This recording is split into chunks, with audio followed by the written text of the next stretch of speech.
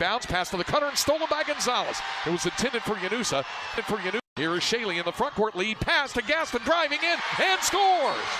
Longhorns have jumped quickly to a 10-point lead. Timeout Oklahoma. Trying to dribble penetrate, picks it up, drops it back to Muhammad again. A couple of dribbles. Now to Gonzalez. Fires up a three and nails it. Shaley hits her first three of the night. Texas up 6, 30-24. Gaston, who gets the pass now on the baseline. Back out front. Holly measures up a three. That's good for Shea. Holly's first bucket. Longhorns up 5, 33-28. Off balance, Piston, rebound Texas. And Harmon able to shot put it forward to Gonzalez. Shaley with the lay-in. It'll go back into Hattie 5 on the baseline. This time it's good and she's fouled. Well, if at first you don't succeed, she kept working it. Got the bucket. Yanusa trying to dribble in, lost the dribble, had it stolen by Harmon. Going one-on-one with Tot. Here she goes. Bounce pass to the cutting Gonzalez. Unselfish basketball. Gaston entry pass into Taylor Jones. Nice spin move. Rattles it in, does Jones. Yeah, spin move it was, Craig. She went right at the pressure and then spun away from it. Into the front court. Out to Gonzalez. Out to Morris. Cranks up a three. She got it. 12-point Longhorn lead. Harmon swings a pass left side to Shaley Gonzalez. Looks for Taylor Jones. Left block against Kirsten Johnson. Working on her. Spins. Turns. Up and under move. Got the bucket in one. Great body control. She squared up. Got Johnson to commit the foul. And Taylor coaxed in the shot. Here's Harmon into the front court. 3 seconds. 2. Pulls up. Jumper. Good. What a way to end the quarter. And the Longhorns will take a 19-point lead into the final 10 minutes of this basketball game. Into the third quarter. And the Longhorns carried it on from there. Good morning, everybody. Welcome to Light the Tower on the Horn. 104.9, 101.9, AM 1260. We're live, local, and digital on the Horn app and at hornfm.com. My name is Craig Way. Glad to have you with us. Thanks to our producer, Cam Parker, who compiled that and put it together. Thanks as well to Jack Farrell, who was last night as our studio producer, and he culled the highlights from that 78-58 Texas win over 14th-ranked Oklahoma, number 12 in the coaches poll, and they beat the Sooners by 20, who were in first place in the Big 12 conference standings. And now what you have is a mirror image. Men's and women's basketball in the Big 12 conference through 8 games of conference play. There's a 3-way tie atop the league standings. And 2 of the 3 teams on both the women's and men's side are Texas and Iowa State. On the men's side, it's Texas, Iowa State, and Kansas State. On the women's side, it's Texas, Iowa State, and Oklahoma. But they have a 3-way tie atop the standings. Glad to have you with us. Jeff Howe will be along shortly. Coming up, the bottom of the hour will be Vic Schaefer, the head coach for the Texas women's basketball team, joins us for our weekly conversation. So Vic will be with us. With lots of basketball to discuss, not only here on this program this morning, but also tonight we'll have Longhorn Weekly with Rodney Terry, and that comes your way from Pluckers, the West Campus location in Austin. And I believe Dylan Mitchell will be our player guest tonight, so we'll be Mitch out there as well. So Cameron Parker's our producer. How you doing this morning, Cam?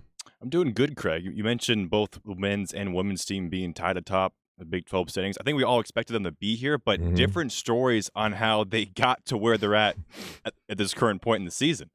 There's an old phrase that I like, and I think the reason I like it because it applies. So my friends will tell you, and probably a lot of listeners will tell you, that it really applies very well to me in terms of when I'm telling a story, and the phrase is going around the garage to get to the barn.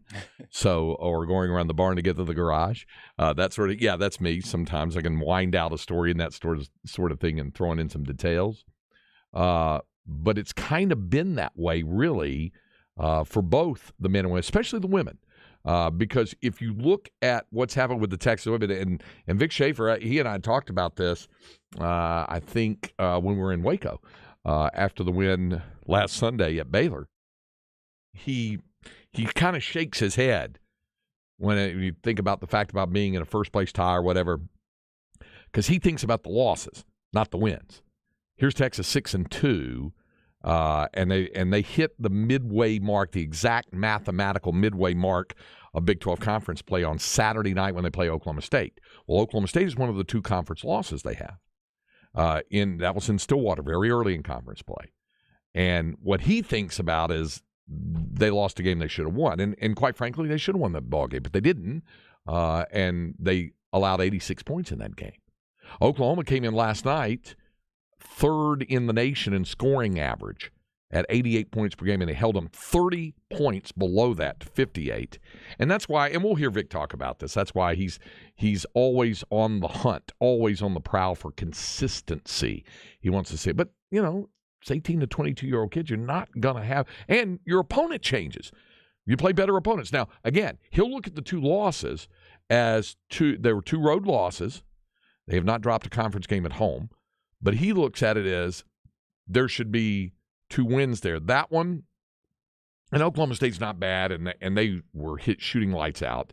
The one I think that he thinks is just unforgivable that they should never drop is the one a week ago in Lubbock. Because they got behind, and it was a slog to get back to within a point, and then way too many turnovers and all those kinds of things. That's what he means by consistency. Can we get a game where you don't have a passel of turnovers and giving up a high shooting percentage as well, and then missing a lot of shots right around the basket, the bunnies? Those are the ones that can drive a coach crazy. And on the men's side, they had a lot of turnovers the other night and on Tuesday night against Oklahoma State, but the kind of turnovers they had didn't damage them as much because they were able to get back and get stops on defense. They gave up very little in the points off the turnovers. Now, the counter argument to that is, yeah, but it takes away a scoring opportunity for you. It does. If you get the stop on the other end, it can mitigate it if you come back down and score, but it still removes a scoring opportunity. So anyway, those are the things that coaches will nitpick and line item and things like that, because that's their job. It's what they do. As Vic likes, I hope he says it again this morning. Again, it's a miserable way to live, as he likes to say sometimes. So we'll see. My co-host, of course, not a miserable way for him to live because he lives down in Hays County, but he's, of course, the pride of Northwest Williamson County and a proud graduate of Florence High School. You know him best for his outstanding work at Horns 24/7. That's Jeff Howe. I was so proud of myself this morning. I got up early and everything was plenty of time to do stuff and leave the house. And I always get a little bit away from the house, and it never impacts me. I'm like, okay, did I remember to put my computer in my backpack? And I kind of feel in the back seat where I put it. I'm like, I left my computer bag at the house. So I was like, man, I finally get a little bit ahead, and then because there are days forward, 2 steps back. There are days, and we've tried to explain it to people. There are days where you will not be able to be here right at the start of the show with me because you're working on things for Horns 24/7 or whatever. There are just days where that's going to happen. And there are some days where, quite honestly, the time I have in the morning with my daughter, that's pretty much the only time I'll see her at all that day. Yeah. So we knew that going in. We talked about all this up front. But on a day like today where you lay everything out, everything's good to go. I texted Cam and Craig at what did I text you guys at 9:15? Dudes, it ain't happening on time today. So it's all right. We're all here. We're all gathered. Let intern David back there take a note that when you leave the house for work responsibilities, make sure you have your computer bag. Not only is the computer in the bag, but that said bag is on your person. There you go. Before you pull out of the driveway. There you go. Hey, somebody on the Specs text line at 337-3776 says, any loss in Lubbock is inexcusable.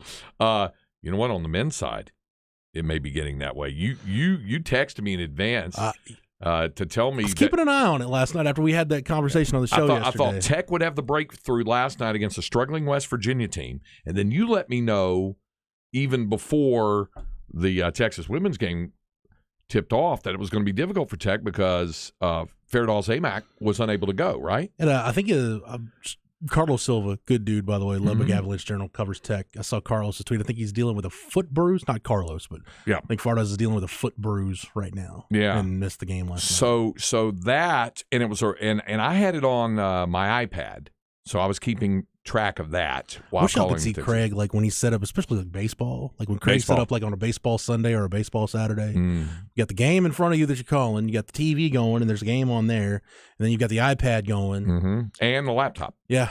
What we usually do in baseball, and I have more room too than at it's tighter confines of the table. So I usually just have one other game going on, just so I can keep track of what's going on with that other game.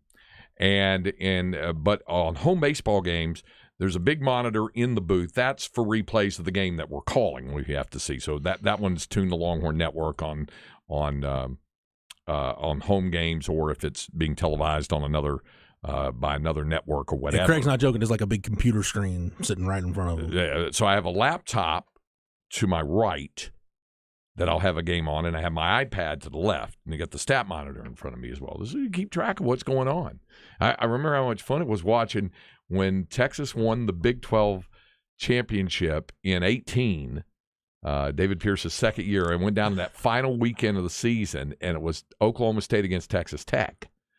And the Longhorns had to win all 3 games against TCU, and they did, and they had the Cody Clemens walk off, and had a lead off homer again. I remember when they moved him up to the top of the order and all that stuff.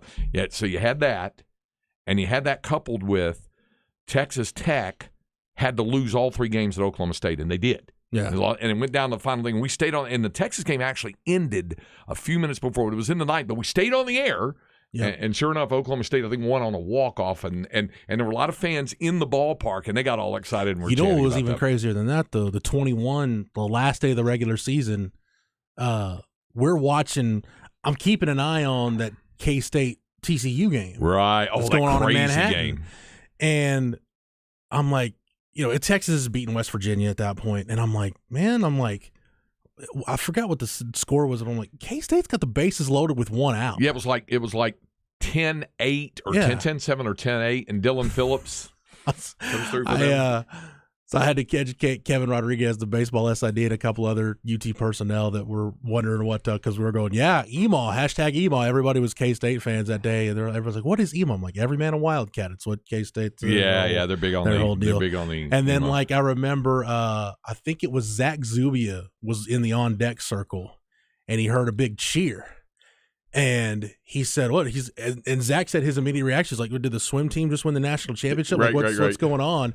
And then he said, somebody looked at him and goes, "Hey, K-State just beat TCU," and that's when everybody in the dugout started realizing we're about, we're a run rule win away from winning a conference championship all of a sudden. Which is exactly what happened there. So there was that, and then during the game last night. Now I've not seen anything further about this. But they had another significant injury, didn't Texas Tech?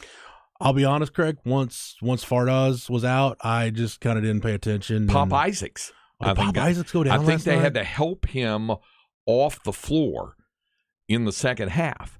And he needed medical attention and trainer assistance just to get off the floor last night. It looked like a turned ankle or an ankle or a knee injury or something like that. And again, it was on the thing, and I saw it off the side, so it was difficult. So it's a tough go for Texas Tech right now, no doubt about it. I know a lot of folks take some pleasure in that. For example, somebody on the Specs text line just posted a thing up from a fan site where it says, knock, knock, who's there? Owen who? 0-8. Because Texas Tech is 0-8 in Big 12 conference play. Brutal. So anyway. Pop Isaacs did have an ankle injury. Yep. Yeah, night. it didn't look good when they helped him off last night. So I don't know how, And he was on crutches. Dang. Yeah. When it rains, it pours, man. Somebody said, question for the crew, thoughts on if regular season championships are relevant or should be celebrated. Absolutely. Absolutely. I know where you're going with this with regard to what the postseason is all about, and many teams wind up winning national titles that did not win the regular season championship. It happens. Well, the year Texas went to the Final Four, they didn't win the conference regular season or the conference tournament. That's right. Which you hang the got Final beat in the Four first round, in fact, in the quarterfinals. Was that Texas Tech? Yeah. Was that Andre Emmett? With the late Andre Emmett. Bob Knight coaching it, and then they went, but they were the number 1 overall seed and went to the Final Four. So I get what you're saying there. There's many I can cite and not exaggerate and use the word many times that Duke or North Carolina won a national title when they didn't win either the regular season or tournament title. Now it used to be certainly in the 70s up to the 80s, you had to win the ACC tournament to get, not only get the automatic bid, to get the only bid. Mm-hmm. The NCAA tournament did not expand to 32 teams until 1975. So if you didn't win the ACC tournament, you were probably not going to get into the NCAA tournament. In fact, you weren't going to get into the NCAA tournament. Right? Best example of that is 1974. 1974, NC State, of course, wins the national championship with David Thompson and Tom Burleson and Monty Tao and Mo Rivers and Phil Spence and Tim Stoddard, the future Major League reliever. I remember all those guys. And in the finals, they had 3 great games with Maryland during the year. Maryland had John Lucas, and they had Tom McMillan, and they had all these really good. Let's see, Brad Davis was a freshman the next year, 75, I think. I don't think he was on the 74 team, but they could have, if not should have, won any or all 3 of those games with NC State, and they lost all 3, including in the ACC tournament championship in Greensboro, 103-100 in overtime. This incredible game, and Maryland left out. I think they had 2 losses the entire season, or 3 the entire season, and they chose to pass on the NIT. They'd won the NIT a couple of years ago when they got knocked out, and they were like, no, we're so despondent over it, we'll just pack it up and go home. Mm-hmm. So it was like that back in the day when I remember in the ACC, you were not declared the ACC champion unless you won the tournament. The regular season was played for the seeding for the tournament. Mm-hmm. But I had a similar situation when I was the voice of the Crum Bobcats back in college. Wow. In their district, and it was a 1A district at Crum and Collinsville. Prosper, now a 6A school. Is that back when only one team went, or was it 2? Back then, they had just gotten to 2. But you would get to be the district champion and get the automatic bid. You had to win the district tournament. You had Crum and Ponder and a district Collinsville. Tournament. Yeah, they had a district tournament. So those kinds of things. And obviously now, and I understand the question about whether the relevancy of regular season titles. It's relevant in terms of helping your seed line for the NCAA tournament, and it's a conference championship. I guess it's all relevant, or relative to whatever program you are. Like I know Nick Saban said at one point, I don't know if it's caught up now, but he said, we've won the national championship more often than we've won the conference championship. Yeah, that's where Alabama was. But there's certain programs like UCLA basketball. Craig, I've never been to Rupp, so I don't know what Kentucky does. Texas baseball. There's just some programs where you celebrate a regular season championship, but when you look in the stadium on game day and what is recognized, you only get a number up on that wall if you win the big prize. And I think Kentucky, North Carolina, Duke, they may have one banner in the corner that just lists, they have it in very small numerals, their conference title, 1957, 58. They do it on one banner. Notice that when I went into the Smith Center this summer. Yeah. They have summer, that. Whatever. Somebody else on the Specs Tech line said Tech fans love to claim, quote, Mark Adams didn't get on the plane. Thank goodness he didn't. I remember that was a big thing about that when Chris Beard took the job. Mark Adams didn't get on the plane. That's just that. And Bert Orangetti with a good take says all my KU fans value the regular season conference championship over conference tournament championships. Because they won, 14 in a row? Or at least 15. shared? Yeah. Shared. There were 2 of those were shared with Texas. Mm-hmm. But they had all that. Trust me, folks, I've been to Allen Fieldhouse in early March, like for a regular season finale, when they clinched. They either had already clinched the conference title or share of it, or clinched it that day against Texas, and they'd have on their senior day, they would honor their seniors before the game, and then when the game was over, they'd have this big, long table out with all those Big 12 championship trophies. And, of course, I always said those Big 12 championship trophies looked like a big toilet seat. But anyway, they had them all laid out in a row there for that. Pretty impressive sight. Was that the 8th or 9th time Keith Langford got recognized on senior day at KU? Yeah, that was a lot. Young man from Fort Worth. Absolutely. Did the high school all-star basketball game that he played in, Keith Langford. I think Wayne Simeon's another one that seemed like he was there forever. There were guys that played there a long, long time as well. And somebody else said, I think regular season championship for basketball for G5s is more frustrating because it only helps with seeding in the conference tournament. Is that same for baseball or no? That's true because in the G5s, unless you're really, really good, like Drake one year and the the COVID year. I mean, Dayton was out. You felt really bad for Anthony Grant. And Those Dayton. the one bid leagues. Yeah, those one bid G5 leagues. North Texas last year won the regular season title, but lost in the conference It's happened tournament. to Texas State. It happened to Texas State. Exactly. 2 years in a row. Yeah. So, for the G5s, got to win that. But that's kind of what makes the championship week a little more compelling, obviously. Oh, yeah. All right. Which one bid, the COVID year, which one bid league did you call? before the shutdown? Southern Conference, and it was days before the shutdown in Kansas City. It was like March the 9th.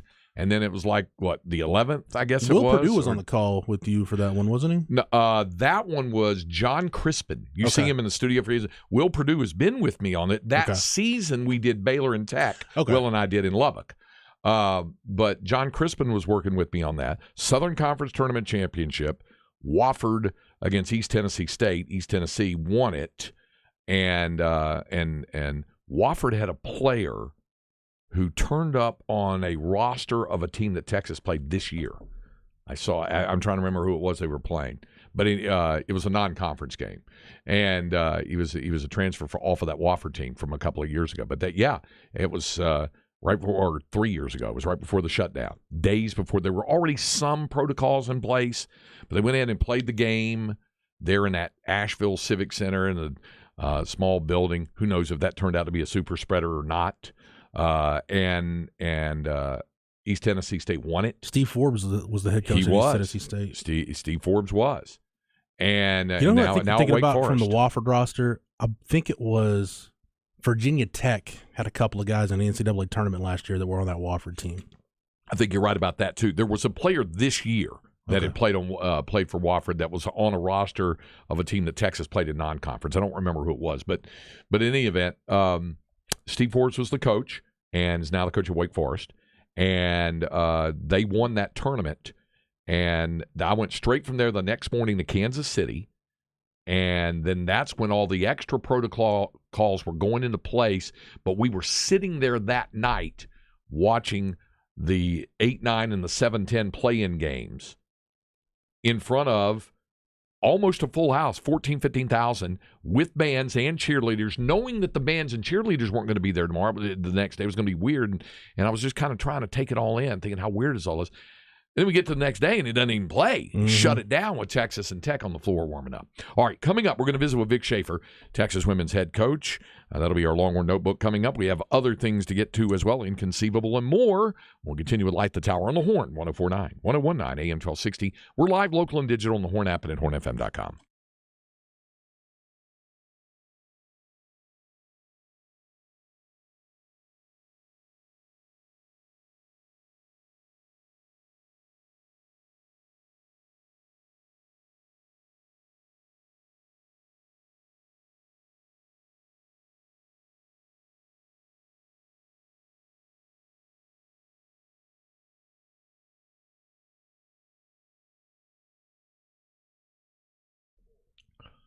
We're talking about all this March Madness. We are not that far away from that. And you have time, if you don't have your home entertainment set up the way you want it, to have it set up in time for March Madness. Just give our good friend Tom McKay at Audiovisual Consultations a call.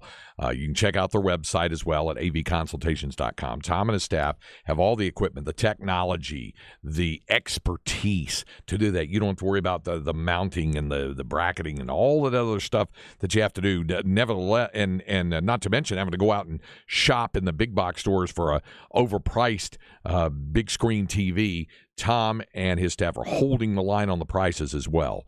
So they're not raising the prices. They can help you out.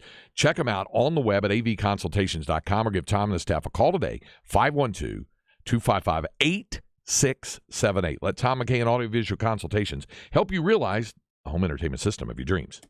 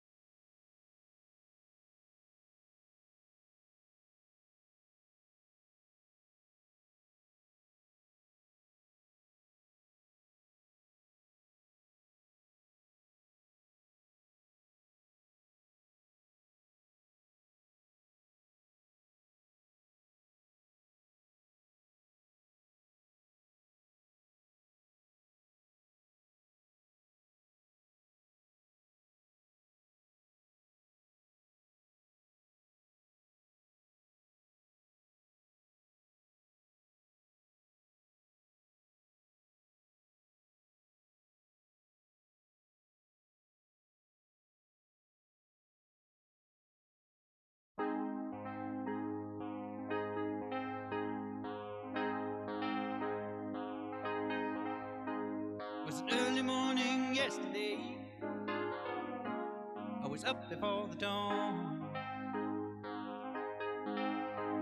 and I really have enjoyed my stay, but I must be moving on. This is Light the Tower on the Horn. Craig Way alongside Jeff Howe. Glad to be with you this morning. And it's time now for our Longhorn Notebook. And our Longhorn Notebook is brought to you by Aaron Bowersock, your home loan expert, your Longhorn lender. Check her on the web at bowersockteam.com. Joining us on the Vaqueros Cafe and Cantina hotline, our weekly conversation with the head coach of the Texas women's basketball team, fresh from that 20-point blowout win over Oklahoma last night, is Vic Schaefer. We'll get to the ball game in a moment, Vic, but I always like to draw on your knowledge and your experience with classic rock. Were you a Supertramp fan? Did you like Supertramp in the late 70s? I liked all that stuff in the late 70s, brother. Yeah, I told you, I've been to all the concerts. I've done all that stuff. So that music we're playing before tip, that Thunderdome, that's me, brother. I love that stuff. Well, your group brought the Thunder last night, and you've been on this program many, many times where you've used the phrase, and I completely get it. I understand. It took me a little while to understand it when you said it's a miserable way to live. But if you keep having performances like last night, the misery really dissipates, doesn't it? Well, yeah. I mean, if you can win, it makes things a whole lot easier and a whole lot better. I don't know that it's easier, but if you're winning, at least it validates what you're doing and how you're doing it. And I think as coaches, we sometimes feel like we're beating our head in the wall, trying to get, our teams to do things a certain way and be consistent doing it. And that's the piece that's really challenging for a coach. And as much as our kids need confidence, and again, you don't get confidence by just saying it. You don't get swag just by saying, hey, we need to get our swag back. You get your swag back by winning. You get your swag by the way you do it. And, for us, right now, it's just the consistency piece. And, but for me, as a coach, you love seeing your kids go out there and playing their guts out like they did last night defensively. I mean, Oklahoma is so good on offense. They're averaging 80-something points a game. I mean, they got players all over the floor that can score the ball, can shoot it, can take you off the bounce. I mean, that's like the oldest team in Division I, Craig. Yeah. Like they got 6-year seniors, 5th-year seniors, seniors. I mean, they're just a really old, really old, smart team. And so they've been doing it a long time together, not at other places. They've been doing it together. And so when you can go in there and force 24 turnovers of that group and hold them to 58 points, you can't help but be excited and proud of your kids. And then knowing, hey, you know what? If we can do that now, as a coach, what do we want? We want more. More is better. And so if you can do that last night, how do you justify some of the, the hiccups that we've had? You can't. And so that's my job as a coach. I got to develop that consistency with this group, because if we can consistently go out and play like that, we'll have a chance. Vic, I've heard a lot of basketball coaches talk about this, and I think, people in Gen Pop might take it as coach speak. But really, when you talk about what generates offense, a lot of coaches talk about it goes back to our defense kickstarts our offense. Defense turns into offense. Is the best example of that, Vic, just being able to not just forcing turnovers, but forcing live ball turnovers and then pushing the ball up the floor once you get those live ball turnovers and try to hunt as many easy baskets in those situations as you can. No question. I think you with our team, we're really good. When we can get out in transition, when we can get some long shots that have long rebounds that come off, and Rory can get us started in the break. And, Shaylee's really good about getting out and running the floor. She's been really good all year. Last night, Sonia got one in transition. And so if you can get those, here's the thing, guys. If you get 2 or 3 layups a game in transition, your shooting percentage goes up 5%.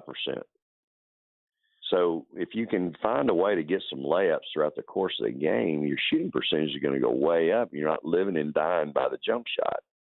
And so, for us, no question, we're really good in the open floor. We're good in transition. We've got some speed and athleticism out there, and then we got some kids that can spot up and shoot the three. So, that's always a work in progress in my mind.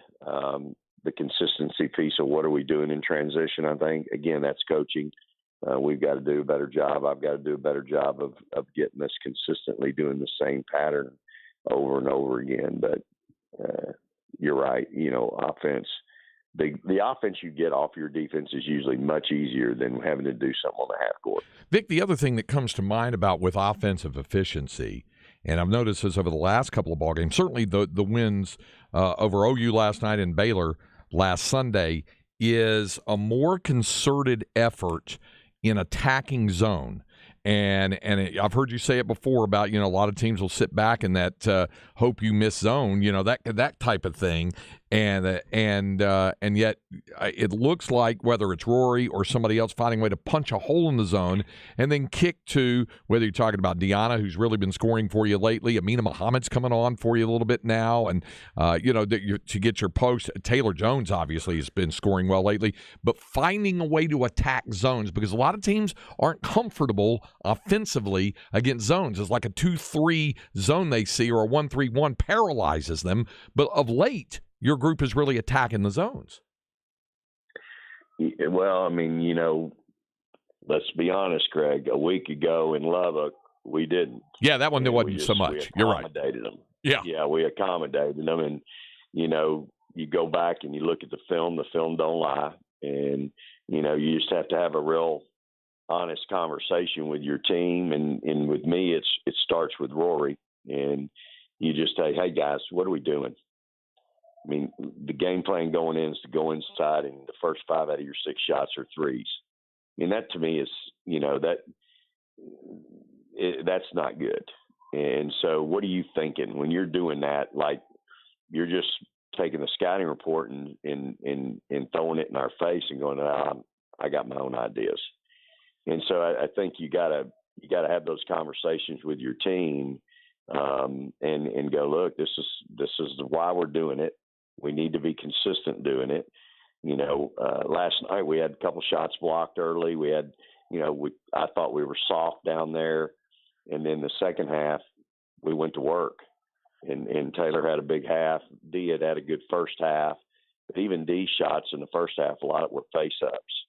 But I thought in the second half, we went to work down there, and Taylor had a good third quarter. And, we just made it a concerted effort. I thought Sonia made some great passes down there and feeding the post, getting Taylor some easy stuff. So, it's just, again, it's the evolution of our team, Craig. I keep saying it, and it's not an excuse, but it sounds like one. But we have no senior class. We have one junior that we inherited from the freshman class that we inherited when we came here. Deanna Gaston came with me from when we came here. So our freshmen and sophomores, we have 2 freshmen, and we have one sophomore playing from our sophomore class because Amo got hurt. So we're just so new, and so, it's just hard to develop that chemistry in such a short period of time with so many new players that are playing big minutes for us. So we're going to continue this ongoing process. We'll get better. I hope we don't have any hiccups like we've had, and, take 2 steps, take 1 backwards. But that's the inconsistency that we're dealing with right now. And until we can put together some classes and develop some consistency within our team and our program, the portal, it only encourages these issues, y'all. It's just the way it is. And with a team game like basketball, we're just different. It's not quite like any other sport in my mind, where the chemistry piece, is so critical, and you have to have each other's backs on offense and defense. You got to have a real team chemistry to you. Visiting with Vic Schaefer, Texas women's basketball coach here on Light the Tower on the Horn with Craig Way and Jeff Howe. Vic, that brings up something that I've been meaning to ask you about, and this is as good a time as any. But I know from the men on the men's side, with the NBA rules, that one and done rule, it's been a while for them where it's kind of roster building has almost been a year-to-year proposition, and now with the portal, it very much is. Do you feel like the women's game, what you're dealing with in terms of roster management, has the portal forced it to be more short-term thinking as opposed to thinking, hey, we can get a class and map out kind of the next 3 or 4 years? The answer to your question is both. For me, I've always had great success developing kids. I've not had a lot of kids over the course of my career that have transferred, and I've not taken a lot of transfers. And it's just always been that development piece. We've been really good at developing players. Well, now with the portal and things, and with kids transferring, I mean, you've got your roster, and the shape of your roster is always going to be, to me, it's always going to be a moving part. And so, you just have to, do your homework. For me, taking a transfer, you don't want to take somebody else's problem. It's like buying a used boat, right? You don't want to buy somebody else's problem. Right. And so with the transfer portal, you just got to make sure you're getting kids that fit your system, that are your kind of culture kids. And that's hard to find out in a short period of time, but you got to try to do that. And at the same time, I'm always going to recruit young. I'm always going to recruit freshmen, and I'm always going to be committed to them. So, for instance, in that 24 class, there are certain people that we're after hard that we want. And my commitment to them is I'm not going to take somebody in their position out of the portal that's got 2 or 3 years eligibility, unless they're just an absolute monster. Then that might cost me that kid. But if I'm going to be committed to that 24, I'm going to show them, look, I'm going to take this kid out of the portal, but they only got 1 year. They'll be gone by the time you get here. You're going to have a chance to come in here and play right away. That's my commitment to our young kids. I've always been that way. When I signed Rory, Rory knew, hey, we needed a point guard. We lost Kyra Lambert. She was going to have a chance to come in here and really be our starter, which she ended up being. And I just think that's the way, Amo was going to have a chance to be our starting 4 player because we didn't have one. And she was good enough, 6th ranked kid in the country. That's, to me, if you're going to develop and build a program to where their junior and senior year you're playing for national championships, that's the best way to do it. Now, can you still do it a different way and do it with portal kids? Sure. Look at our volleyball team. They're a great example of building a national championship out of the portal. Again, I don't coach volleyball. To me, from the outside looking in, it's a little different.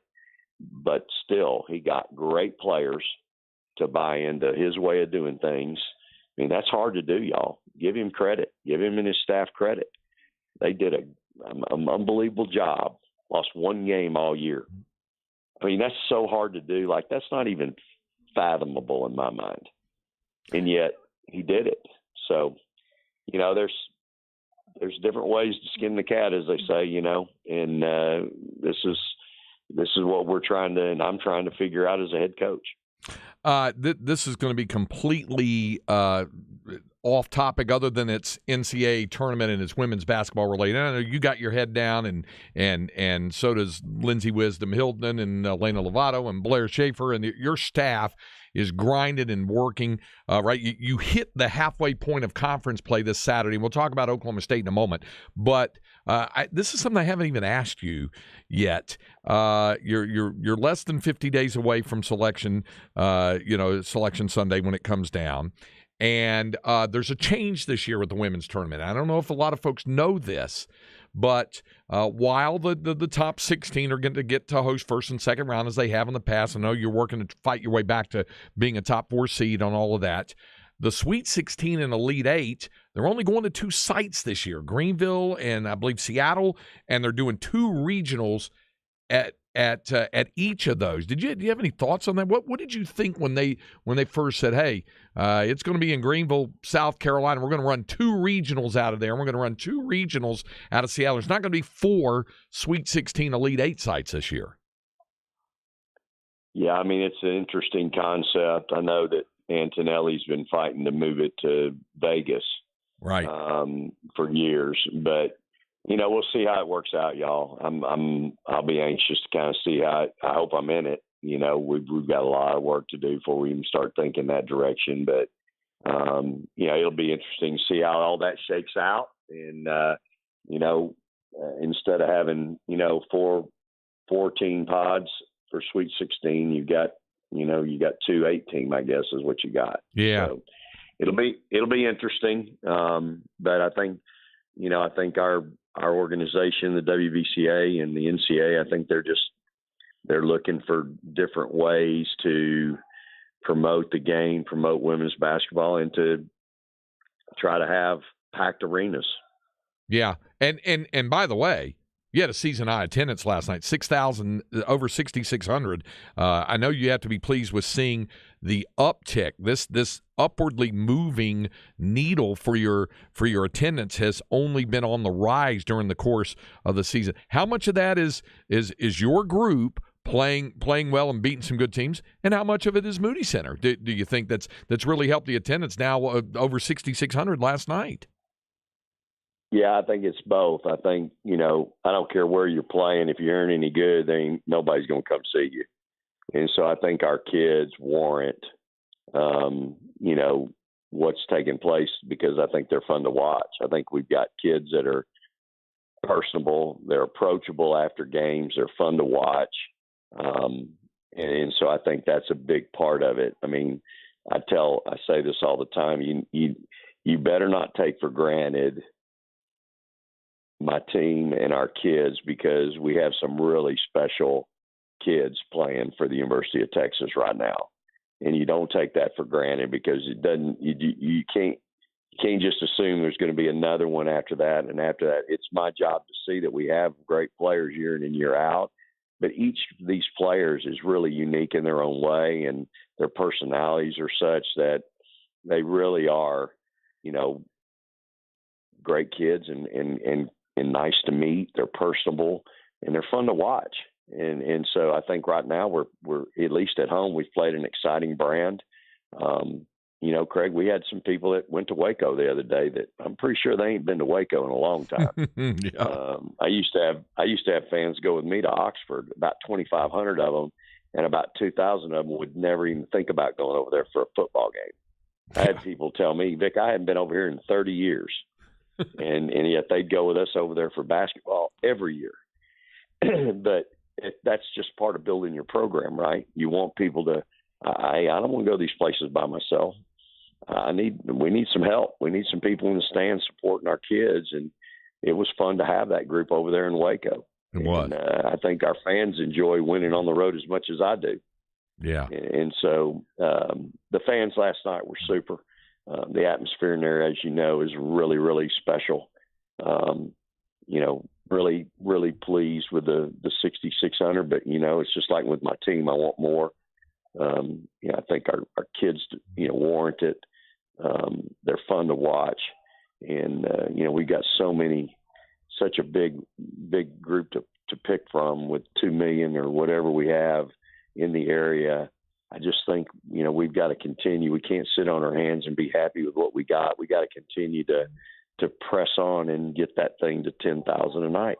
Yeah. And, that helps everything, y'all. Helps recruiting, your kids, the atmosphere, all that. I mean, teams not wanting to come here and play here. I mean, it just is so important to have that home court advantage. So really appreciate all our fans last night, the students that came out. They just make such a difference. Like, it's just, you can't put a value on it. Like, it's just what they do and the atmosphere they provide for our players just make it such a unique and special place. And that's part of the University of Texas, y'all. I mean, that's part of the fabric of our university is the atmosphere that we have at our athletic sporting events. When somebody's sitting in an easy chair on Sunday afternoon surfing, and they come across a game and it's loud and it's packed, and they're like, what the heck's that?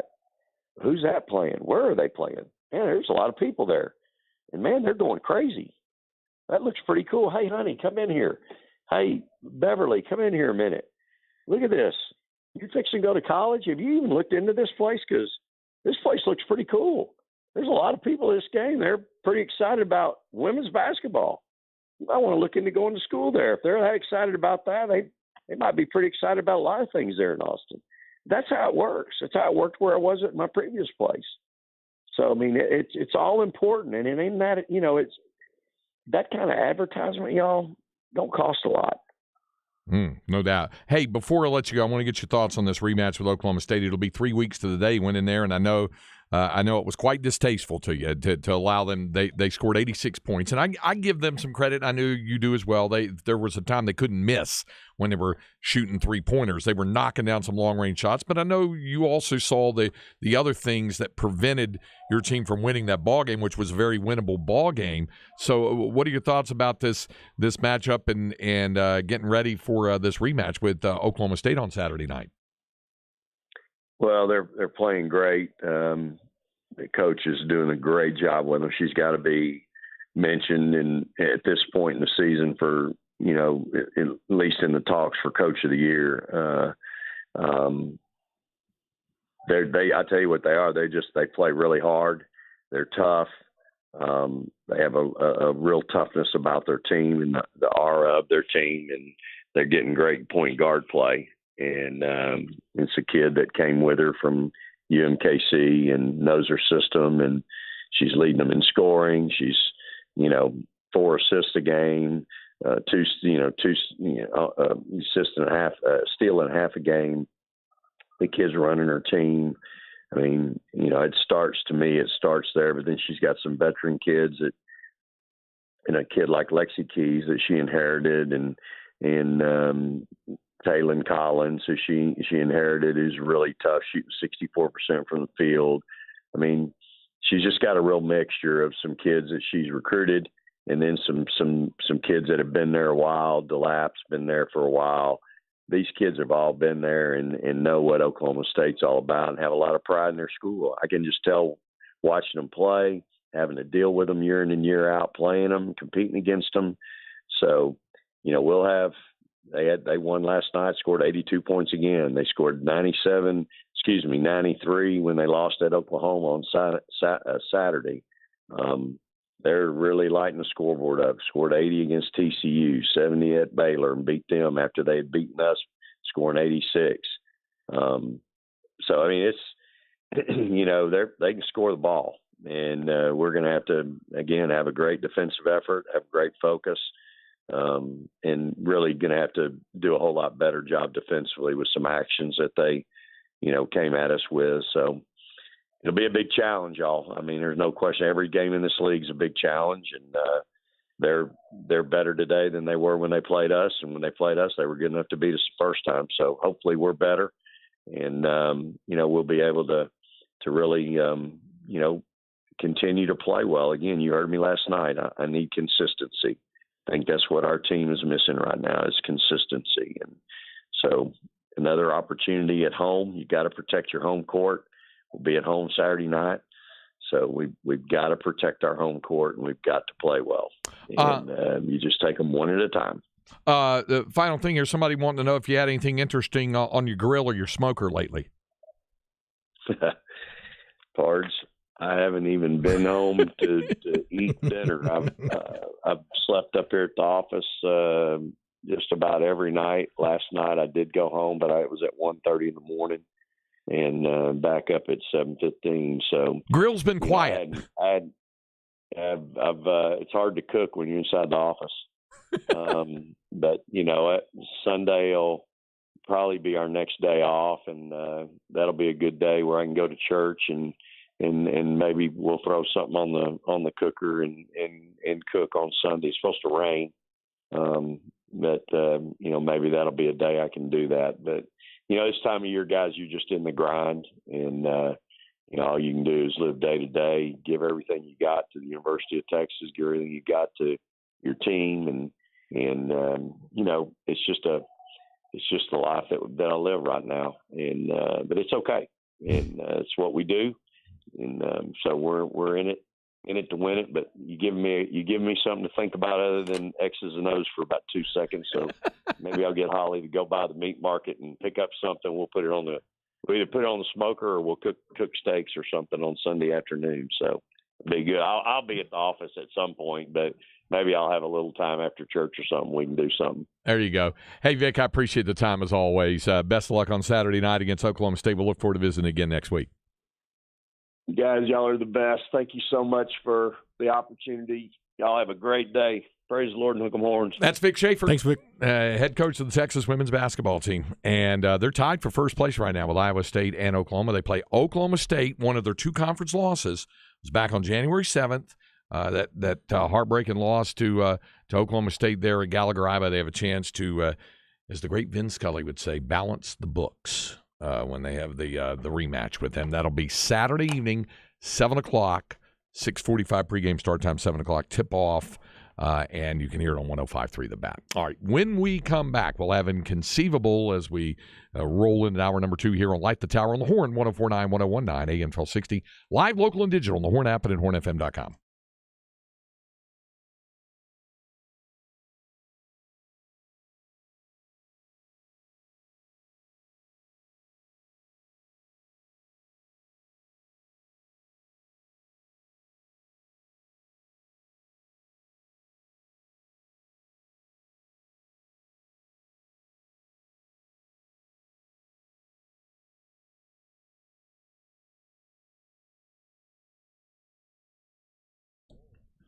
I went by Leif Johnson Ford yesterday to say hi and have a visit there with Antonio. And in addition to the great selection that I've been telling you about of new and used cars, trucks, and SUVs, they're getting into the performance racing side of things as well with those brand new Ford Broncos and those Maverick trucks as well. It's pretty exciting stuff to see, and you can see a lot of that stuff online at LeifJohnsonFord.com. The other thing you can see is their entire inventory of new and used cars, trucks, and SUVs from all of their dealership locations. It's all at one clearinghouse, one-stop shopping, and that is at LeifJohnsonFord.com. Check it out for yourself, and you'll see why Leif Johnson Ford is still the leader.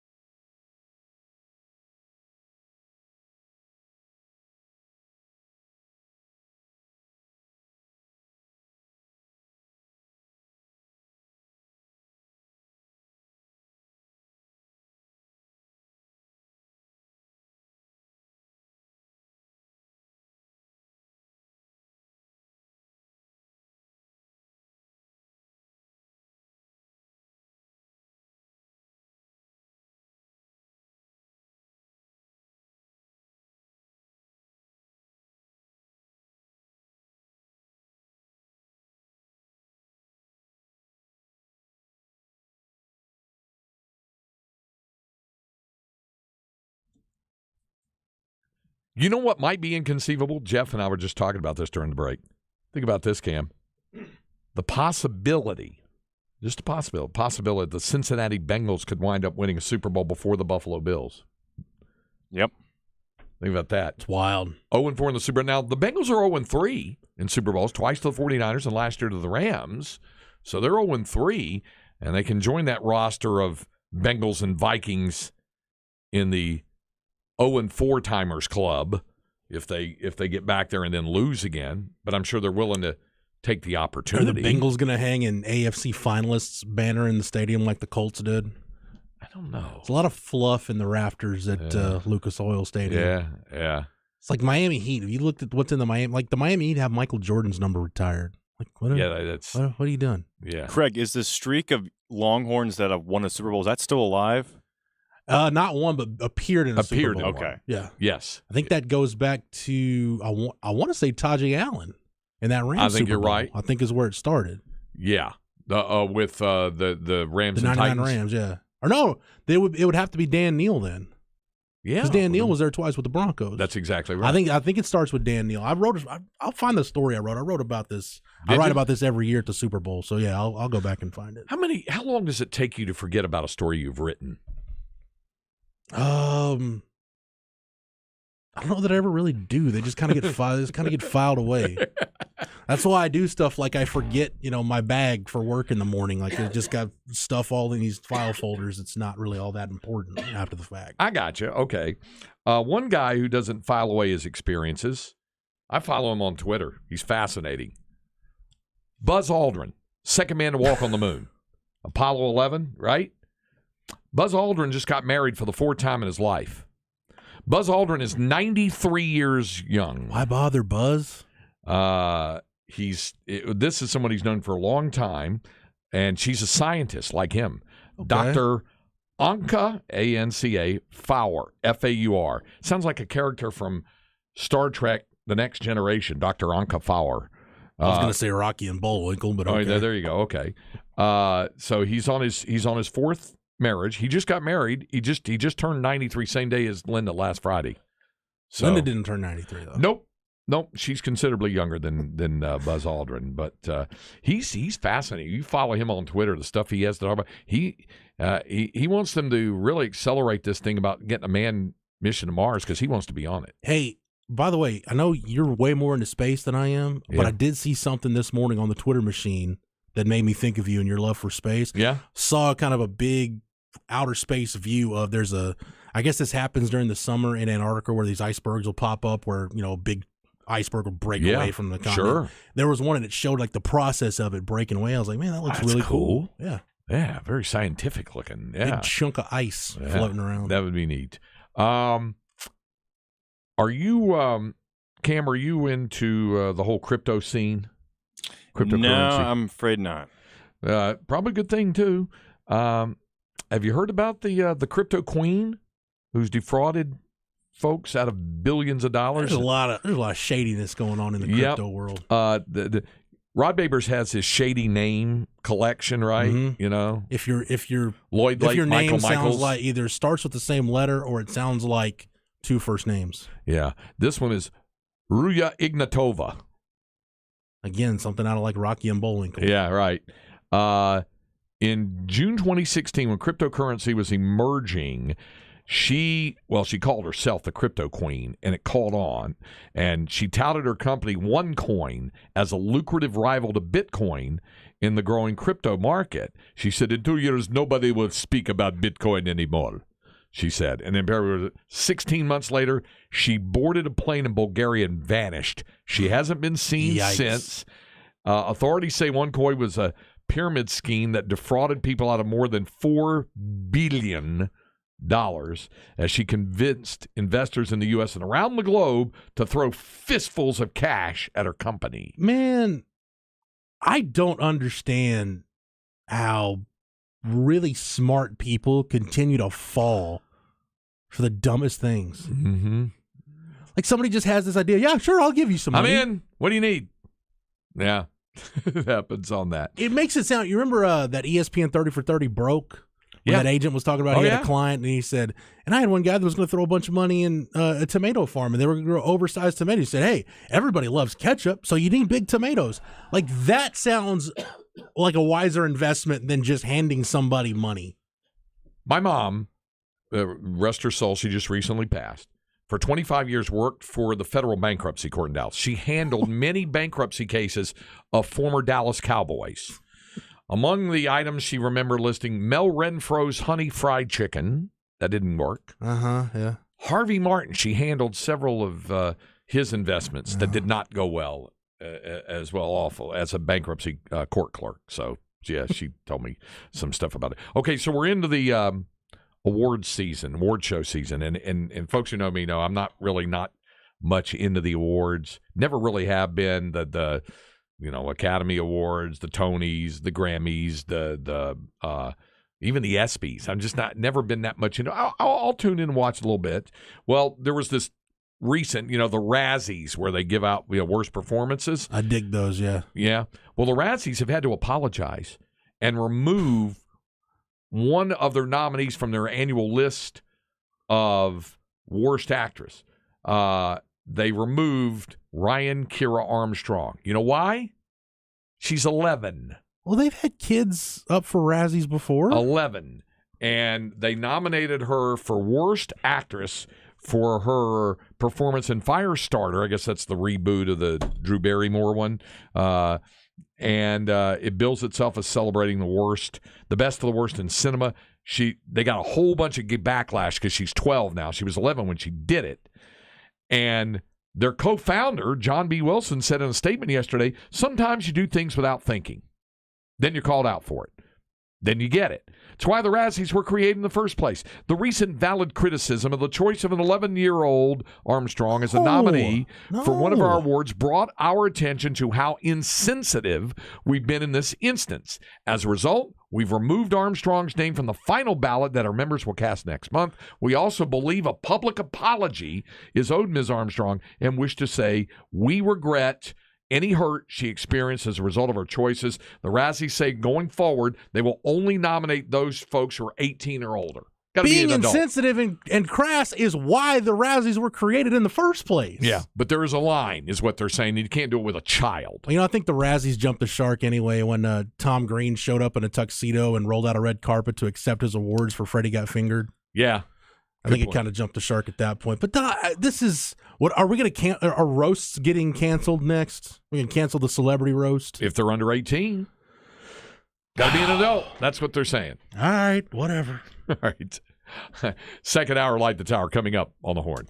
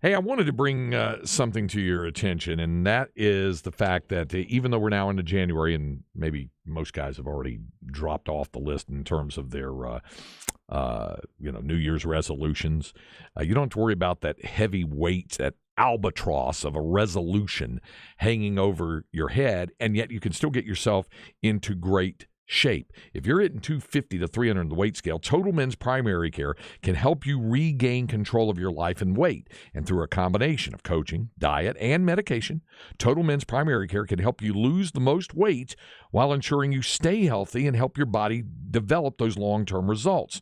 Taking care of your health has never been easier. Go to TotalMens.com. Click on the big yellow button to book an appointment. Total Men's Primary Care is the doctor's office just for men.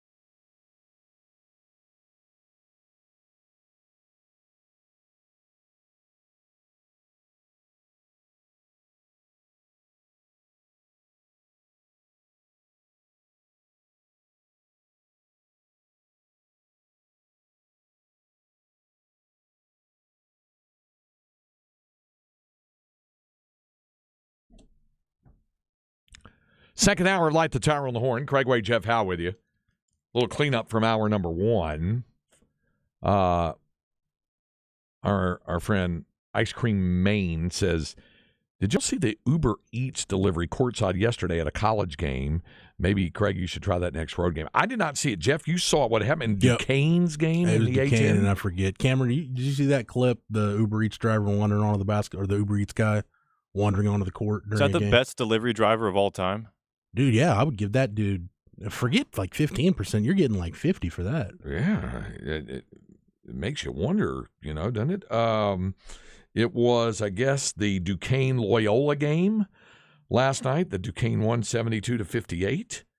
So the Dukes, yeah. It says the game was briefly interrupted when a delivery person was trying to make a food delivery, carrying a bag of food from, you ready for this, Cam? McDonald's. Oh, I was hoping it was going to be Bojangles, but McDonald's. McDonald's, which would have been, and what's your go-to again on McDonald's? What do you like? McDouble, medium fry, vanilla milkshake.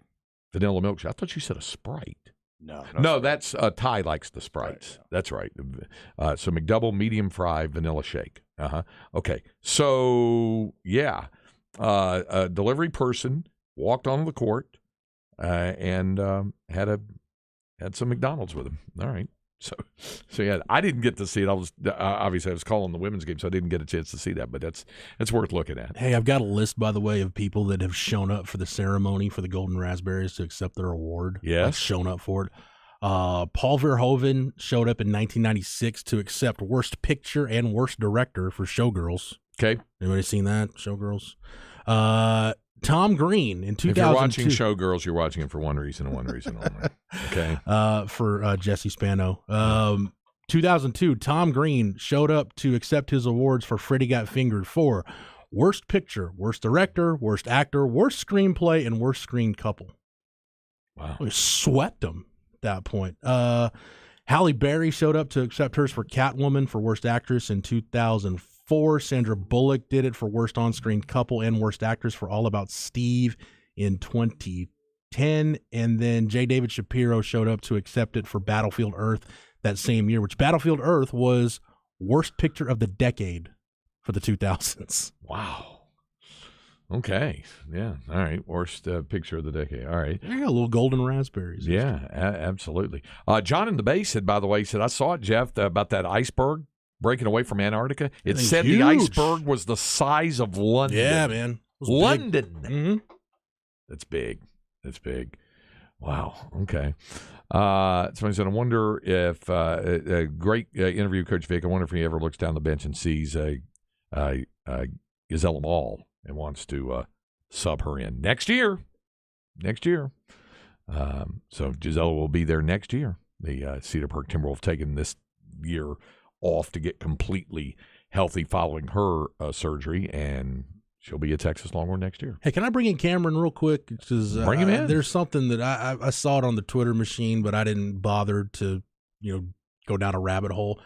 What is all this Patrick Reed, Rory McIlroy beef about? Oh, I'm so glad you asked, Jeff. Oh my goodness. All right, so I was thinking about it. I'm like, you know what? I'll just ask Cameron during the show because I don't feel like researching this thing. So you're aware of the Live Golf versus Right. the PGA Tour Oh, yeah. thing. All right. Yeah. So Patrick Reed, who's on a different planet than anyone else, is suing Brandel Chambly, former UT golfer, the Golf Channel, From Irving MacArthur. for defamation, for all kinds of stuff, accusing him of cheating, which he's done multiple I times. seem to remember that, yeah. And he's also, in this lawsuit, he's changed up about 3 different times, includes Justin Thomas and Rory McIlroy. So, allegedly, on Christmas Eve, Rory McIlroy, getting ready for Christmas with his family, gets subpoenaed by Patrick Reed. And then Justin Thomas, who just got married last week, was subpoenaed 2 days before his wedding. So this week, there's a DP World Tour event, and Patrick Reed is playing, and so isn't Rory McIlroy. Patrick Reed on the range goes up to Rory McIlroy and his caddy named Harry, goes for the handshake. Rory stips him, doesn't want to speak to him, yada, yada, yada. So Patrick Right. Reed turns around, takes a tee out of his pocket, and throws it at Rory McIlroy. Patrick Reed, a grown human being, threw a tee at Rory McIlroy because he didn't want to shake his hand, which I think Rory is okay not shaking his hand because he just got subpoenaed by him on Yeah. Christmas Eve. Yeah, why would he want to shake his hand? Yeah. Exactly. Wow. So Okay, so that makes sense because I saw the clip where a reporter asked Rory during the press conference if he was ready to make amends, and he didn't answer the question. He just looked at the guy like, dude, are you insane? No, I'm not going to do that. the question wasn't asked in a great way either, but Right. Rory's response was great. Do you see what Patrick Reed said? No. Patrick Reed called Rory McIlroy an immature little child that same day. Okay. After he threw a golf tee at him. Yes. Lovely. Well, there you go. There you Sounds go. like Patrick Reed needs a punch in the face. Yeah. And I might have just found my way into that lawsuit by saying that. Yeah, you better watch out. Yeah, watch your mouth. Hey, CB says, is your colleague Chip Brown a voter on these Razzie Awards? I have no idea. I know Chip has a Heisman vote. Yeah. I don't know. If he is, that's news to me. Okay. CB claims that. Chip he and I is. have worked together for almost over 5 years now, and that topic has never once come up. So I'll ask him, though. Yeah, it's next worth time I asking talk him to him. now. All right, we need to get caught up here. So we'll do that when we continue with Light the Tower on the Horn, 1049, 1019, AM 1260. We're live, local, and digital on the Horn app and at hornfm.com.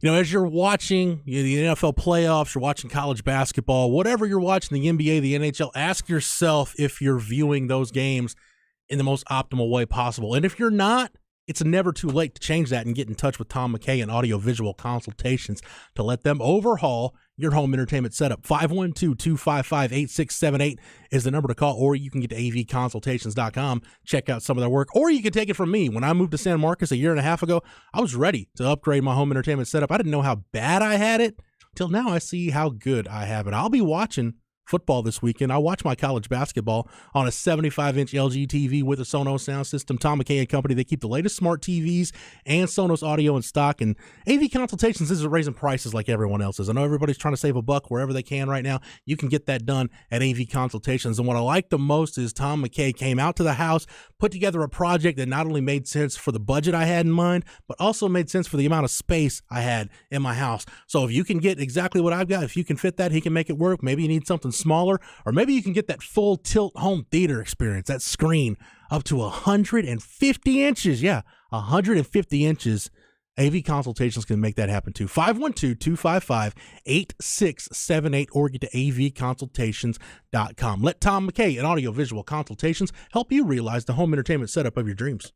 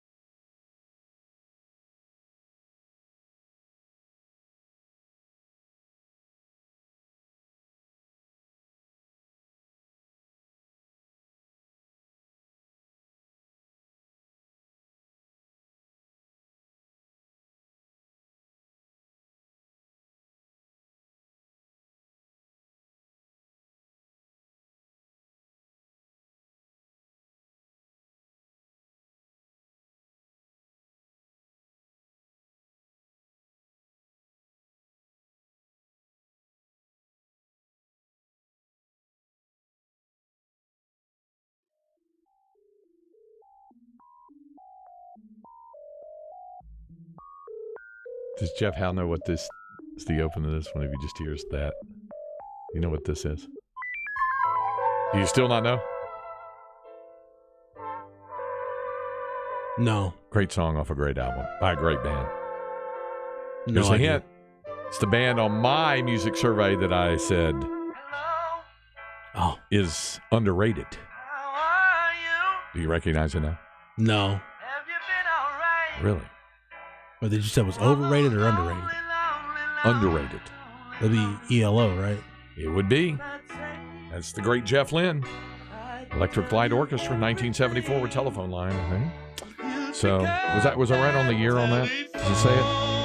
I can double check for you. Yeah, that's all right. Don't worry about it. Dude, I do recognize this song now because you know where I know it from? What do you think? This is the song in Billy Madison when Steve Buscemi puts the lipstick on and lays down on the couch.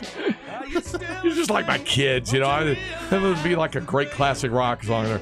Oh, yeah, I recognized it from fill in the blank movie. Obscure Adam Sandler comedy. 1976. Okay, 76. There you go. Nothing obscure about Billy Madison, sir. And nothing obscure about Electric Light Orchestra. The great Jeff Lynne and ELO. As Burn Orange Yeti says, ELO. Absolutely. All right, it is time for our Flex 30 update.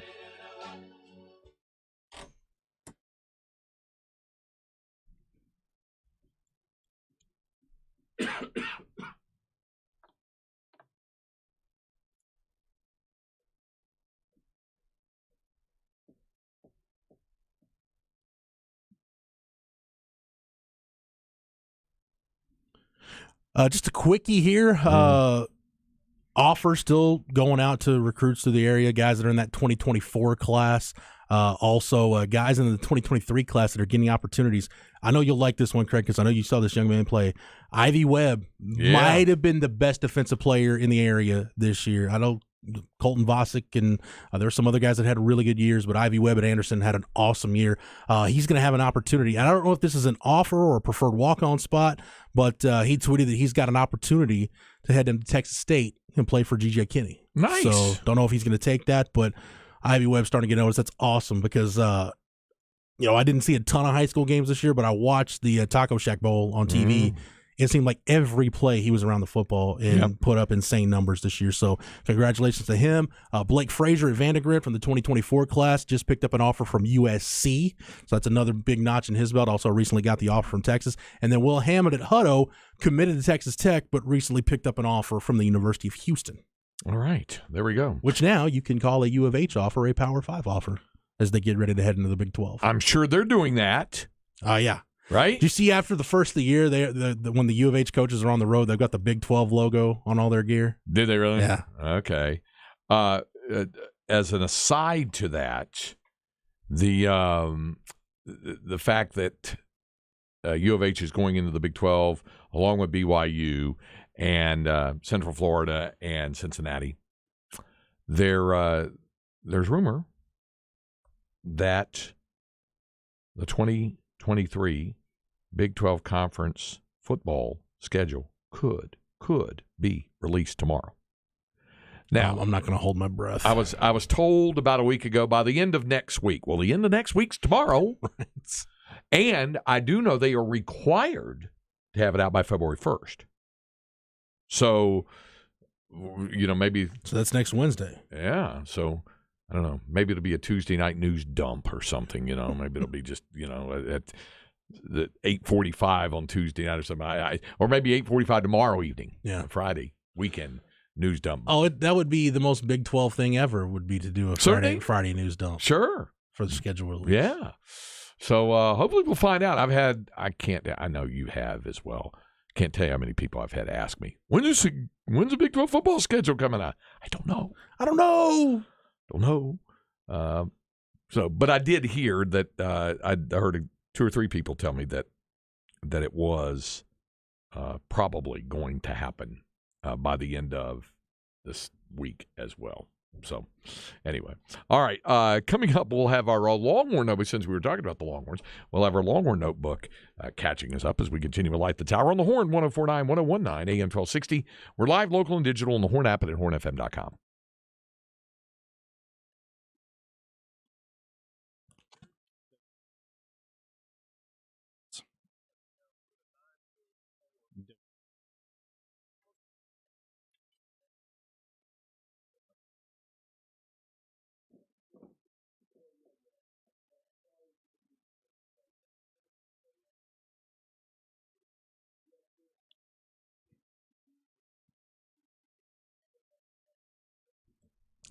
It's nice to look outside and say, hey, we've got some good weather going on, but we're due to have some rainy weather coming up. Could have some stormy, cold weather coming up. All of this ultimately leads me to thinking about the possibility of power outages during the winter, because we do remember the ice storm of 2021 and the massive power outages. Well, my friend John Hardy and his great staff at Divided Sky Roofing and Solar can help you keep your family safe and warm by installing a backup battery or a Generac generator. You can give them a call and see which product works best for you.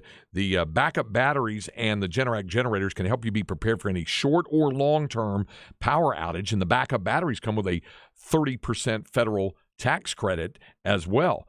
And maybe you're getting to the point where you say, well, my roof has sustained a lot of damage because I really do need some work done on my roof. Well, that's the great thing about Divided Sky Roofing and Solar. You'll never pay more than your deductible. They offer easy financing, no money up front. There's no payment due until the day they start your job. Let them come out for a free inspection. They'll let you know what kind of damage you have and if you can file a claim. They carry a full line of solar products, including the Timberline solar shingles. Don't trust your home to a fly-by-night roofing company. Divided Sky is local and provides a lifetime warranty on your roof. Give them a call at 512-995-ROOF or check them out at DividedSkyAustin.com.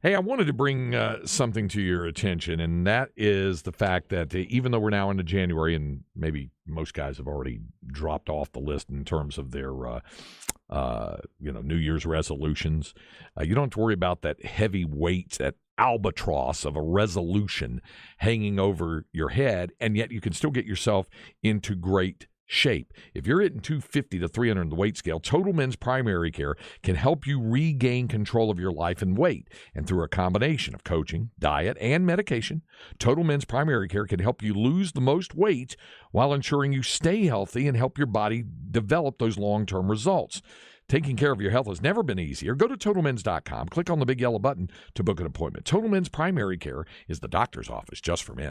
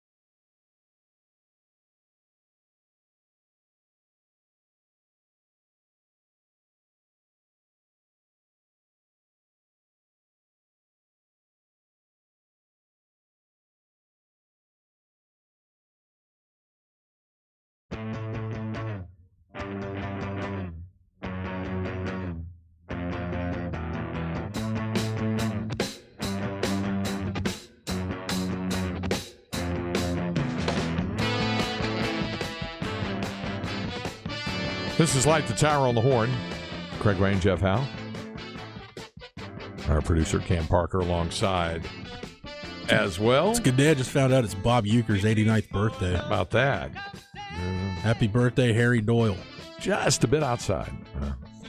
He was really, really good. Bob Uecker was great in his heyday. I loved to watch him on ABC. Both Monday Night Baseball and Mr. Belvedere. He was in Mr. Belvedere, lest you forget that as well. All right, it's time now for our Longhorn Notebook. It's a Longhorn Notebook brought to you by Aaron Bowersock, the home loan expert, your Longhorn lender. Check her out on the web at bowersockteam.com. See if she can do for you what she did for Linda and me, and that was to help get that home loan approval turned around in a snap. She is the person who can make that 10-day or less home loan approval guarantee. Check her out at bowersockteam.com, BOWERSOCK. That's bowersockteam.com. We'll get to football, but Craig, we have a preseason Big 12 baseball poll out. Yeah. Would you like to know how that thing shook out? Sure. First off, the Longhorns are ranked 4th in the 2023 Big 12 Conference baseball preseason poll. I didn't think they'd be picked to win it or even finish second. No first place votes for the Beavos. Yeah, I didn't think it would be, since they didn't even come up ranked in the D1 ranking. So I thought they're probably third, maybe fourth. So that makes sense. So let me guess, is TCU number one? Yeah. The 9 coaches in the league vote on this thing. TCU first. They had 5 first place votes. Oklahoma State second, 4 first place votes, followed by Texas Tech, Texas, Oklahoma. By the way, Sooners were in the national championship series last year. Yes, they were. Skip Johnson's got a lot to replace. West Virginia, K-State, Kansas, and Baylor round out your Big 12 preseason poll on the diamond. Mitch Thompson trying to build it and turn it around in Waco there. The new regime at Kansas, too, by the way, right? Mm-hmm. Yeah. Absolutely. So, yeah, all of that will be happening down the road. So, surprised, indifferent, any thoughts one way or the other, not Craig? surprised by any of that. Once I saw the poll that Texas wasn't ranked in, which I said I was mildly surprised at that. I really was. When I was on Sirius XM radio, when it was on that national interview with Ari Timken and also with Fran Fraschilla, we talked a lot of basketball. But they also asked me what I thought about that, about Longhorn baseball not being ranked in the preseason poll. I said, Fran, you were a fan of The Rock, Dwayne Johnson. You remember when he was in WWE, and if he heard something or saw something that really kind of he turned that one eyebrow way up like that. Yeah. That was me when I saw that they didn't that Texas wasn't ranked in the preseason poll. That eyebrow went up like that. But since then, okay. So we'll see where it goes from there. Alumni game February 4th, by the way, coming up not in the not too distant future. Go to football. We haven't talked about this yet. We have a date for the spring game. It's going to be April 15th. How are you going to work that day, Craig? There's a baseball game in Waco that day, in the spring game. I'll be here for the spring game. Spring game takes priority. I'm going to do the Friday night game in Waco. Our good friend Tom Barfield, who is comfortably ensconced in the Super Syntax region there and his domicile in Robinson, Texas, will step in and work. Keith Moreland will work that series that weekend. And Tom will step in on Saturday, and then I'll go back and do the Sunday game. My wife Roger and I will be here for the spring game. My wife and I enjoyed the company of Tom Barfield and his lovely wife at the table at your wedding. Yeah. Tom Barfield and his wife, John Medani and his wife. And you both got out of it without nobody got COVID at that table. Nope, it was a Rona-free table that night. That was good. All fun was had by all. So let's go, Craig. Actually, you're going to be a part of this notebook. We are talking about recruiting, but this is a young man that I know you're familiar with, who my man Hudson Standish at Hornets 24/7 is a big fan of. Terry Bussey. Yeah. Out of Timpson. He was Mr. Texas football this year. He was. And that was like the worst kept secret. I mean, I don't vote on that. That's Texas football. I am occasionally canvassed. Well, I was even canvassed this year. Tepper sent me a deal and said, give me who would be a long list, your top 10. And I did, and Bussey was on that list. I'm not saying I would not have voted for Bussey because he was certainly deserving. But I knew whether I voted or had a vote or not, Terry Bussey was going to beat Mr. Texas football. I'm just telling you, I could tell it was going to happen that way no matter what. Yep. So I'll read verbatim. Hudson posted these recruiting notes late last night at Horns 24/7. A source told Horns 24/7 that Texas head coach Steve Sarkisian plans to make a trip east to Timpson today to check with Bussey and Vosky Howard also at Timpson. So Texas very much interested in Terry Bussey right now. I think Sark was at one of the playoff games. I believe he was, yeah. Sark loves getting out to those playoff games. He loves getting out to games, period. Yeah. When we would do Longhorn Weekly, we would record the program on Wednesday, and it would air Thursday. The reason we recorded the program on Wednesday, and still do, is because he's determined to be at a high school game on Thursday night, be it in the area or across the state, and he canvasses the state. He was up at Denton Ryan at a game this year. He's been over in the greater Houston area. He's been over in East Texas. He was down at Corpus. He's been all over the place. So, yeah, Sark likes getting out to the games. Get over to Horns 24/7. Also got the latest on Warren Roberson, the TCU commit, who's coming to Texas this weekend for a visit. Still some residuals from Junior Day last weekend, and the insider, our insider this week, Chip Brown actually profiles Cedric Baxter Jr., who's on campus right now. That's a massive list of early enrollees. And tomorrow, when I'm flying solo, Craig, when you're out, I want to get into some of the roster management. The topic of talented depth is something we talked about on Longhorn Blitz. Running back, you've still got it. Not a ton of proven commodities, but you've got talent. Cedric Baxter is a part of that mix now. And Chip actually talked to his dad and some people around him, so really find out kind of what makes him such a special running back. Also, one more thing of note, today at 24/7 Sports, our final rankings update for the class of 2023 drops today. So will Arch Manning stay at number 1? That's going to drop later this afternoon. I've seen the list. I can tell you, Texas fans will probably feel pretty good about where this 2023 class finishes up. Okay. All right. So there you go. You know how rankings work, Craig. All your commits are underranked and all your rivals' commits and signees are just way overrated. That's the way it always works. Yeah. So you're telling me that Chip Brown did a profile piece on Cedric Baxter, but you don't know if he has a vote on the Razzies. I don't know if he has a vote on the Razzies. We had a conference call this week, or we have kind of one a month where everybody gets on the horn together. That topic didn't come up, so okay. I didn't ask Chip. I asked Chip how his Heisman ballot went, but I didn't ask him if he got a ballot for the Razzies. Okay, all right. On the Specs text line, somebody said when Sark goes to high school games during across the state, does he have to fly to save time or drives? Considering it's 5 hours to Timpson. It's gonna be more often than not. He'll take the plane. It'll depend on where they're going. Like I know he's driven over to Houston before. He's also flown to Houston too. He has.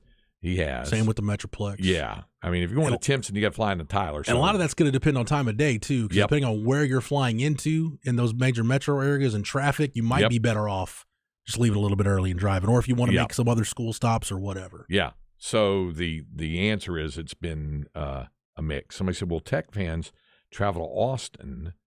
My wife and I are planning our yearly Texas football weekend. I'm just guessing that game will be in Austin." I mean, there's no guarantees right now. With a 14-team league, there is no guarantee that's going to be a return game. Yeah. Although Tony Caridi, play-by-play voice for the West Virginia Mountaineers, he and I were talking last Saturday in Morgantown. He says he's been told that Texas will be going to Morgantown. Shocker. And that's right. Yeah. Well, and West Virginia was here. Well, fall. I've got my mind wrapped around that we're going to Morgantown, and when I say we, I mean the media folks. We're going to Morgantown and we're going to Provo. Ames. Yeah, that one too. If it's going on the rotation. See how many time zones Ames. we can cover this year. I joked with somebody. I said it'll be Morgantown, Provo, Ames, Orlando, Houston, and because I heard the rumors like you had about Houston as well, and in Cincinnati. That was the guess that I had off of that. The only road trip we know for sure, the only games away from DKR that we know for sure, going to Tuscaloosa in September.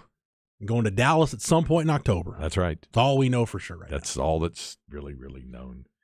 And by the way, thank you Cornwall Properties for texting in on the Specs text line. Jet Jones of Round Rock, we're talking about recruits in 2023, 2024, guys adding offers. Jet Jones has picked up offers recently from UTSA and Texas State. Somebody else said at one time Chip did vote on the Razzies. Not sure that he still does. Like I said, hasn't come up. Okay. So Yeah. Okay.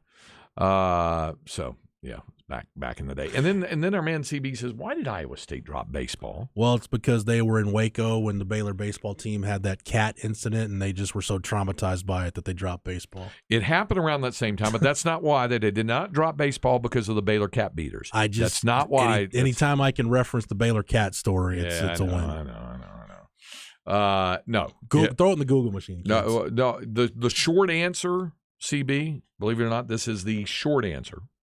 There were two things at work. They were trying to get compliant with Title IX and get some of the program, and it was a financial thing as well.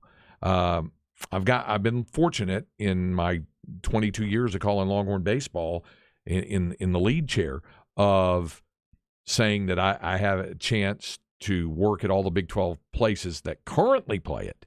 But I did not have a chance to do the one at Iowa State. It was in a rotation with both Keith Moreland, and on a particular weekend when they were going to go up to Ames, it was the last year, I think 99, that they had the program.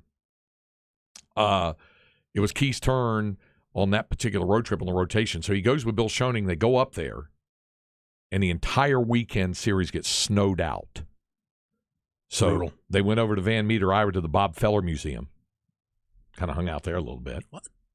Yeah. It's not a terrible way to spend a weekend. Hey, when's your alma mater going to bring baseball back? I don't know. A lot of people ask about that. They have the land. You can build a ballpark. It's good. In North Texas. Yeah.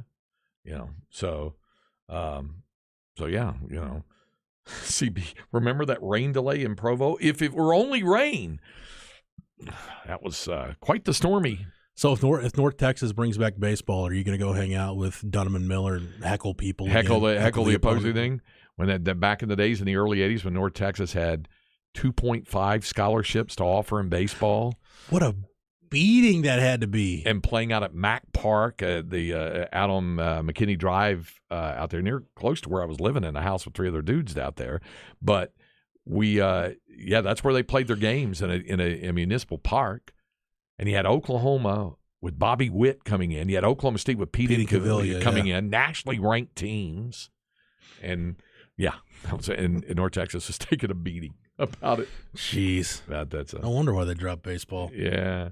Somebody said, please tell the cat story. I'm not going to No. Can't do that. We're up against it anyway. Somebody else had just read about the cat story. Yikes. Yeah. John in the Bay did that. Yeah. You can find Throw out it in more the Google about that if you machine want. and just, enjoy that while you're eating lunch. It is sad. We'll be back to wrap up today's edition of Light the Tower on the Horn.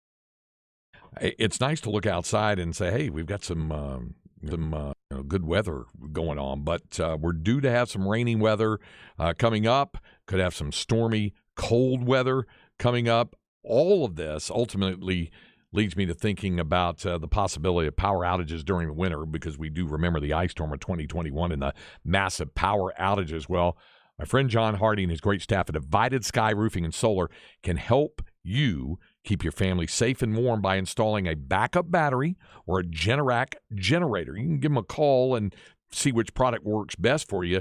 The backup batteries and the Generac generators can help you be prepared for any short or long-term power outage. And the backup batteries come with a 30% federal tax credit as well. And maybe you're getting to the point where you say, well, my roof has sustained a lot of damage because I really do need some work done on my roof. Well, that's the great thing about Divided Sky Roofing and Solar. You'll never pay more than your deductible. They offer easy financing, no money up front. There's no payment due until the day they start your job. Let them come out for a free inspection. They'll let you know what kind of damage you have and if you can file a claim. They carry a full line of solar products, including the Timberline solar shingles. Don't trust your home to a fly-by-night roofing company. Divided Sky is local and provides a lifetime warranty on your roof. Give them a call at 512-995-ROOF or check them out at DividedSkyAustin.com.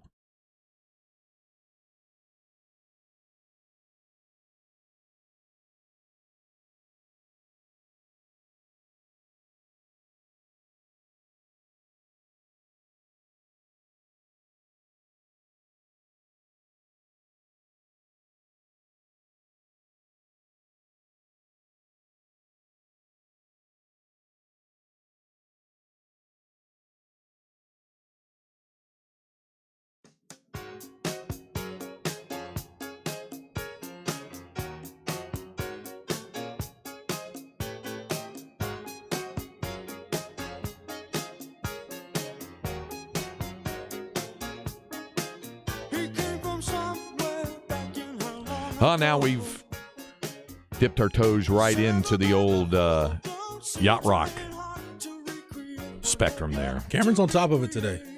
I do think this he's settled it in. Yeah, I do think this particular selection, Doobie Brothers with Michael McDonald, I think because Michael McDonald he's really the captain of yacht rock. He truly is. There's others. Kenny Loggins is in there. There's other ones, but in Christopher Cross. But Michael McDonald really he's the captain of yacht rock. Cameron. I think it was played at the wedding. I think this one was one of the ones played at the wedding. Cameron behind the glass right now. He's doing what Lee Elias said the '83 Cubs were going to do. He's found a groove, and now that he has, it's going to flow. Okay. Hey, just to also to give CB also. By the way, kids, throw Lee Elia into the Google machine and check out that one. It's a rant for the ages. An incident that was that involved Keith Moreland. Yes, by it the did. way. It absolutely did. The as a postscript to Iowa State drop-in baseball, two key pieces of the Longhorns' 2002 national championship team were guys who were what today would be classified as pre-portal, but they basically were able to do what happens in the portal now. They were able to transfer without having to sit out because of the dropping of the program. And those were pitcher Alan Bomer and Joe Farron, the outfielder. Mm-hmm. And they were both key members because Bomer was in the rotation and was a key part of that Longhorn baseball team that won the national title. And Farron was a starting outfielder. He was usually starting in either right field or left field that year. And I saw Joe years later. He'd gone back up to Iowa State and was working for their athletic department. Came up to me in a basketball game. Yeah, it was good to see him off of that. And Texter asks, why does Baylor have so many awful things associated with the school and town? The cat incident, the Branch Davidian incident, the Patrick Dennehy situation, the I forgot what restaurant it was, but they had the big biker riot deal. I was doing the regular season finale, I think. Yeah, I was there up there in Waco, yeah. And we were told stay put, and they canceled the fireworks show because they didn't want it being, accidentally, grouped in with gunshots. I was thinking that day, man, am I going to take 77 south and cut across at some point just avoid 35? Yeah. Yeah, it's here's the answer. The short answer to that question is those things happened a while back. So, live and let live. It's been a quiet time. They've moved on to some bigger and better things. Yeah. They have a national championship in basketball. They been in they were in BCS bowls. I mean, they won a conference championship, a New Year's Six bowl. So in football, so as we get ready to wrap up, somebody wanted to let us know that Joe Farron is still living in the Ames metro area. Oh, good. And we found out earlier. I mentioned staying with the Big 12. I mentioned Keith Langford. Somebody mentioned Keith Langford lives in Austin now. How about that? So if you're listening, shout out to you, Keith Langford There you and go. Wayne Simeon, for your decades worth of contributions to KU basketball. Somebody thought that biker thing happened at Tilted Kilt. No, it was Twin Peaks. It's something different now. I forget what it is. Yeah. It's it was. And the Twin Lubies Peaks. incident was in Killeen. That was not in Killeen. Waco. Yeah, exactly. Try not to indemnify the entire Super Syntex region. Yes, yeah, which my hometown is a part of. So I don't know what geographical area Florence resides in, because it's kind of Super Syntex, but it can be considered Austin area. So I don't know. As the folks in Gerald would say, you, sir, are an outlier, and so too is your hometown of Florence, Texas, USA. Well, Gerald's just like that, the rectum part of Central Quit. Texas that you just want to All right. avoid at all costs. You just used that word because you thought of I-35. That's why, So, all right. I'll be out Rectum tomorrow damn near killed him. traveling to Knoxville, Tennessee. Jeff will be here tomorrow. Stay tuned. Chat and say. MJ from Hearn, I'll get to your question tomorrow. Make sure you text in during the show. Yeah, there you go. All right. We'll talk to you next time on Light the Tower.